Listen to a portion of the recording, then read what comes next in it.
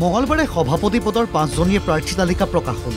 তালিকাক লৈ এক প্ৰকাৰ আশ্বস্ত অসমবাসী, কাৰণ বহু বিতৰ্কৰ শেষত নতুন তালিকাত অন্তৰ্ভুক্ত হ'ল ডক্টৰ গোবিন্দ প্ৰসাদ শৰ্মা, উপেন ৰাভা হাকাচাম, ডক্টৰ ভীমকান্ত বৰুৱা, অনুৰাধা শৰ্মা পূজাৰী আৰু বসন্ত কুমাৰ গোস্বামীৰ দৰে বৰেণ্য ব্যক্তি।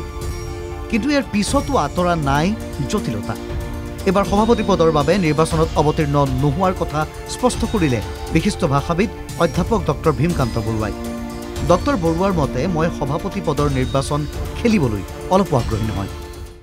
মই এফালৰ পৰা তেখেতকো ধন্যবাদ জনাইছো নামটো যে দিছে সন্মানটো দিয়াৰ কাৰণে। কিন্তু মই একে সময়তে ক'ব বিচাৰোঁ যে মই আচলতে ইচ্ছুক নহয় আৰু মোৰ তাত একো সন্মতি নহয়।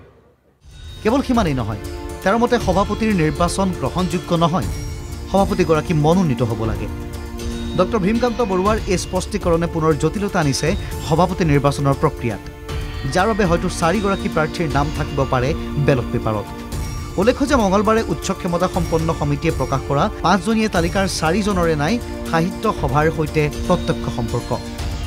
একমাত্ৰ বসন্ত কুমাৰ গোস্বামীৰহে প্ৰাক্তন প্ৰধান সম্পাদক হিচাপে কাৰ্যনিৰ্বাহ কৰাৰ লগতে সভাৰ সৈতে আছে দীৰ্ঘদিনীয়া সম্পৰ্ক।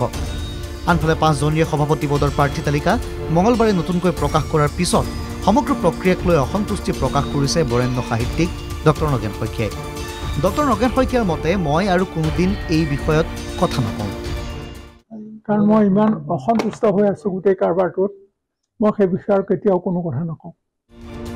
ভিডিঅ' জাৰ্নেলিষ্ট হৃদয় দাসৰ সহযোগত গুৱাহাটীৰ পৰা বশিষ্ঠ দেৱফুকন ৰিপৰ্ট NKTV+।